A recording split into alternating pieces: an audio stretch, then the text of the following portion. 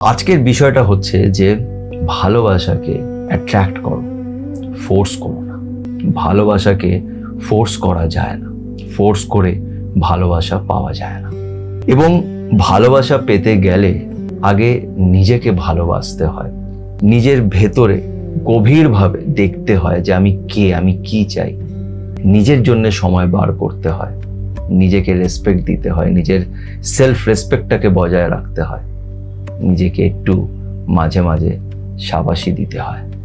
তাই আজকে আমরা যেটা করব সেটা হচ্ছে ভালোবাসাকে অ্যাট্রাক্ট করার চেষ্টা করব থ্রু ম্যানিফেস্টেশন অ্যান্ড মেডিটেশন।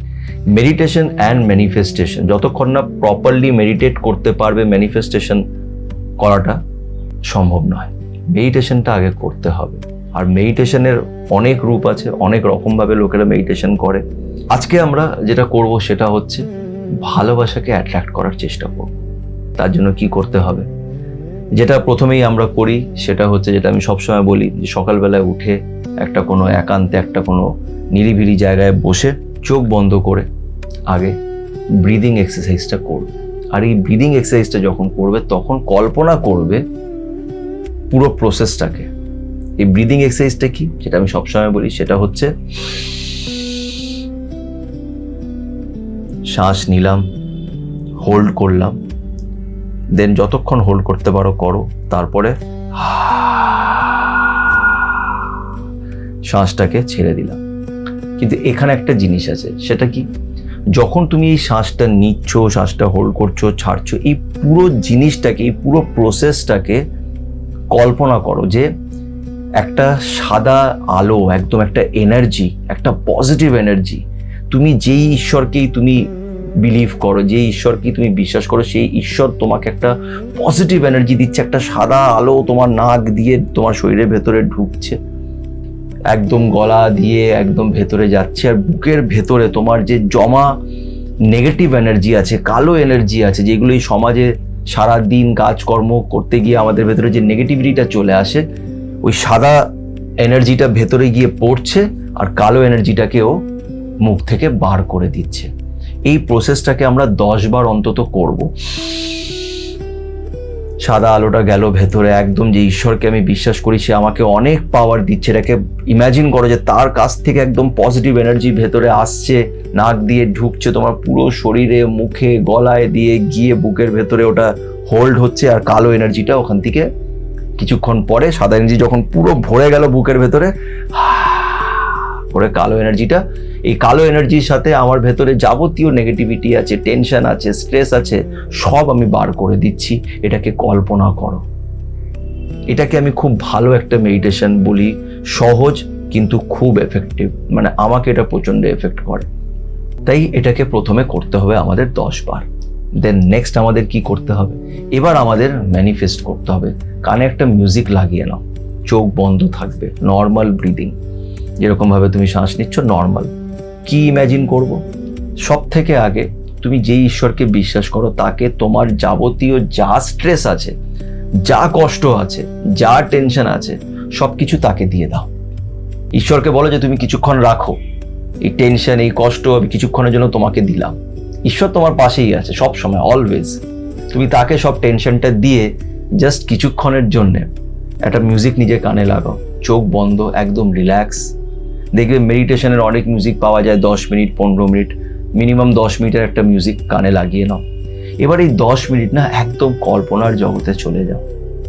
কল্পনা করো যে তুমি খুব ভালো আছো, তোমার লাইফে আর কোনো টেনশন নেই, তুমি খুব ভালো আছো, তুমি নিজে খুব ভালো একটা মানুষ। ঈশ্বর তোমাকে ভালো জিনিস শিখিয়েছে, ঈশ্বর তোমাকে অনেক ভালোবাসা দেয়, ঈশ্বর তোমাকে অনেক পাওয়ারফুল বানিয়েছে, এবং তুমি তোমার জীবনে অনেক ভালোবাসা পাচ্ছ। লোকজন তোমায় ভালোবাসে, লোকেরা তোমার সাথে কথা বলতে ভালোবাসে, লোকেরা তোমার প্রতি অ্যাট্রাক্ট হয়, লোকেরা তোমাকে রেসপেক্ট দেয়, লোকেরা তোমায় খুব ভালোবাসে, খুব পছন্দ করে, বিকজ তুমি নিজেকে খুব ভালোবাসো। এটা নিজেকে কল্পনা করো যে আমি সত্যি খুব ভালো মানুষ, আমি অনেক কিছু শিখেছি, মানুষের সাথে খারাপ ব্যবহার করি না, আমি ভালো মানুষ, আর ঈশ্বর আমাকে সব সময় সঠিক পথ দেখায়। এই কথাগুলোকে নিজেকে বলতে থাকবে যে ঈশ্বর আমাকে সঠিক পথ দেখায়, আমি সঠিক পথে চলি, আমি ভালো মানুষ, অনেস্ট মানুষ, সৎ মানুষ, কারোর সাথে খারাপ কিছু করি না। আমি ভালো এবং লোকেরাও আমাকে ভালোবাসে, লোকেরা আমার প্রতি অ্যাট্রাক্ট হয়। এই জিনিসটা নিজেকে বলতে থাকো, নিজেকে কল্পনা করো, নিজের এই সুন্দর চেহারাটা যেটা তোমার আছে, যেটা ঈশ্বর তোমাকে দিয়েছে, সেটাকে কল্পনা করো আর ঈশ্বরকে ধন্যবাদ জানাও যে ঈশ্বর তুমি আমাকে একটা ভালো মানুষ বানিয়েছো। কত লোক এরকম চোর ডাকাত হয়, সেলফিশ হয়, খারাপ হয়, বাজে নেচারের হয়, সেই জায়গায় তুমি অনেক ভালো।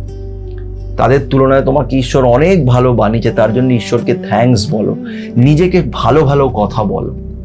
একটা জানো তো, একটা খুব ভালো একটা এক্সাম্পল আছে, যেটা জাপানে না চাইনাতে আমি জানি না, মোস্ট প্রবাবলি জাপানে এটাকে প্র্যাকটিস করা হয়। ওখানে একটা জিনিস দেখা গেছিল যে দুটো গাছ এনে রাখা হয়, একটা এক্সপেরিমেন্ট করা হয়েছিল, দুটো ছোট ছোট গাছ রাখা হয়েছিল। একটা গাছকে সারাদিন নেগেটিভ কথা বলা হয়েছে যে ফালতু, বাজে, গালাগালি করা হচ্ছে। দেখা গেছে সেই গাছটা কিছুদিনের মধ্যেই মারা গেল।